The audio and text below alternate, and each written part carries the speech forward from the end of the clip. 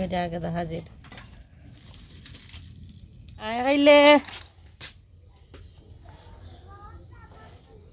প্রত্যেকদিন তো আমি আমার সংসারের গল্পগুলো আপনাদের সাথে শেয়ার করি। এবার চলেন আজকে একটু অন্যরকম গল্প শেয়ার করি। এবার আপনাদের কাছে আমার অনুরোধ রইল প্লিজ আজকের গল্পটা একটু দেখবেন। আমি আশা রাখছি ভালো লাগবে। এটা হচ্ছে আমার বাবার বাড়ির ব্লগ। বেশ কিছুদিন আগে গেছিলাম মানে বৈশাখ মাসে। তো তখনকার ব্লগ এডিট করতে বসে গিয়ে দেখি এই ব্লগটা রয়ে গেছে। ভাবলাম একটু আপনাদের সাথে শেয়ার করি। হয়তো আপনাদেরও ভালো লাগবে গ্রামীণ দৃশ্য। সকালে ঘুম থেকে উঠে দেখলেনই লাল চা খেয়ে নিলাম লুফ দিয়ে। লাল চা খেয়ে তারপর কি করব বাবার বাড়ি তো বুঝেনই একদম রিল্যাক্স কোনো কাজ নেই। তো ভাবলাম ফুল তুলি। তো আমার বাবার বাড়িতে অনেক ধরনের এই ফুল গাছ আছে আরকি অনেকগুলো গাছই আছে। ওই গাছে দেখলাম বেশ অনেকগুলো ফুল ধরছে। তো আমার মেয়ে বলতেছে যে, "মা ফুল পাইড়া দাও, ফুল দিয়ে মালা বানাবো।" তো ভাবলাম পাইড়া দিই। ওরা ছোট মানুষ শহরে তো আর এগুলা পায় না। গ্রামে আসলেই এই কাজগুলো মানে করতে পারি আনন্দগুলো। আর দেখেন গাছ ভর্তি কাঁঠাল, গাছ ভর্তি আম। যদিও আমরা এগুলো খেতে পারি না কারণ আমার যেহেতু আমার হাসব্যান্ডের কাজের তাগিদে আমাকে অনেকটা দূরে থাকতে হয়। তো এগুলা হচ্ছে মা-বাবারাই খায় আর যখন খায় খুবই দুঃখ প্রকাশ করে কারণ আমাদেরকে দিতে পারে না। এদিকে দেখেন সৃষ্টি তো মহা খুশি ফুল নিয়ে কানে দিতেছে, ঝুড়িতে রাখতেছে। আসলে গ্রামের শৈশবকালটা কিন্তু খুবই স্মৃতিমধুর হয়। যারা গ্রামে ছোট থেকে বড় হয়েছে তারাই বুঝে। শহরে বাচ্চা-কাচ্চারা এগুলো এতটা বুঝবে না। আমরা বুঝি যে গ্রামের শৈশবকাল কত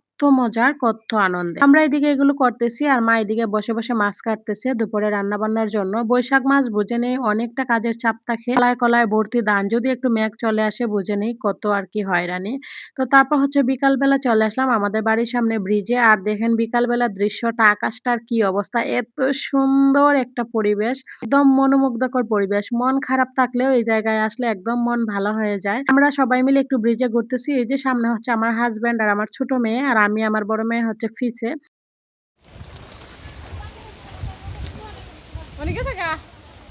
জাগা নদীটা তুলতাছে তো।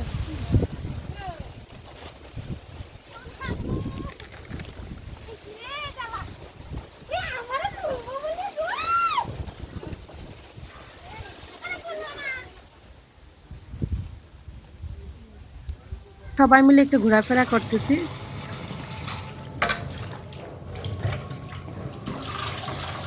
হ্যালো ফ্রেন্ডস, শুভ দুপুর। আপনারা হয়তো এখন বলবেন যে ভিডিওর মধ্যে শুভ দুপুর। এটা আসলে আমার বাসায় আসার পরে এটা হচ্ছে আজকের ভিডিও একদম ভিডিও আরকি। আজকে হচ্ছে আমার বাসায় মেহমান আসছে। সেই মেহমান আসা উপলক্ষে আমি কি, কি রান্না করেছি সেটা এই ভিডিওর মাধ্যমে আপনাদের সাথে একটু, একটু করে শেয়ার করতেছি। আপনারা সবাই বোঝেন বাসায় মেহমান মানে আসলে কতটা একটা প্যারায় থাকা লাগে। সেজন্য আজকে আমি তেমন কোনো আমার বাসায় ব্লগ করতে পারি নাই। অল্প, অল্প করে রান্নাবান্নাগুলো একটু শেয়ার করতেছি। আজকে হচ্ছে চিংড়ি মাছ রান্না করছিলাম, মুরগির মাংস, ডাল, কাঁকরোলের বড়া ওইগুলো রান্না করছিলাম। তো সেটাই আপনাদের সাথে একটু, একটু করে শেয়ার করার চেষ্টা করতেছি। আমি আশা রাখছি যদি শেষ পর্যন্ত শুরু থেকে শেষ পর্যন্ত দেখেন তাহলে আপনাদের কাছে একটু হলেও ভালো লাগবে। আর আমার ভিডিওগুলো যদি ভালো লাগে তাহলে প্লিজ আমার ভিডিওটা একটা শেয়ার দিয়ে দিবেন। Please, please, please. রান্না-বান্না বসিয়ে দিয়ে এদিকে চলে আসলাম বিছানাগুলো একটু গুছানোর জন্য। তো ওই চাদরটা ধুয়ে দেওয়া হয়েছে যার কারণে এই চাদরটা আমি বিছিয়ে নিলাম। আর কুলবালিশের কভারটা আসলে একটু ভিজা আছে যার কারণে কভারটা এখন ঢুকাইলাম না। আর কুলবালিশের কভার যেহেতু একটাই সেজন্য চেঞ্জ করে অন্যটা ঢুকাইতে পারছি না। এটা শুকিয়ে গেলে তারপর ঢুকিয়ে নেব। আর এই তো দেখেন এদিকে আমার রান্না-বান্নার আপডেট। কারণ আজকে আমার ঘরে অতিথি আসতেছে, ভাত সিদ্ধ হয়ে যায়। কাঁকরোল দিয়ে আমি বড়া করব। তো আগে একটু সিদ্ধ করে নিচ্ছি।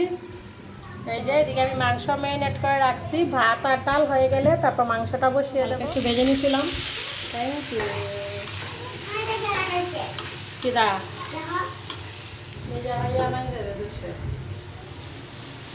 এই তো মাংসের তরকারি মোটামুটি হয়েই আসছে। এবার হচ্ছে একটু জিরা বাটা, দারচিনি বাটা দিয়ে নামিয়ে নেব। নামিয়ে হচ্ছে আমি কাঁকরোলের বড়াগুলো করে নেব। আজকে কাঁকরোলের একটা আনকমন রেসিপি করব। কাঁকরোলের ভিতরে সরিষা বাটা দিয়ে আমি বড়াগুলো করব। যদিও আমি কখনো খাই নাই। আজকে প্রথম খাবো। আসলে একটা ব্লগে দেখছিলাম একটা দিদির কাছ থেকে। তো সেজন্য ভাবলাম আমিও ট্রাই করে দেখি কিরকম লাগে। শুভ সন্ধ্যা আমার প্রিয় ফ্যামিলি। সন্ধ্যার সময় এই যে সবার জন্য পাস্তা করে নিলাম। তো চলেন আজকের মতো ভিডিওটা এখানেই শেষ করি। সবাই ভালো থাকবেন, সুস্থ থাকবেন। দেখা হবে নতুন ভিডিও।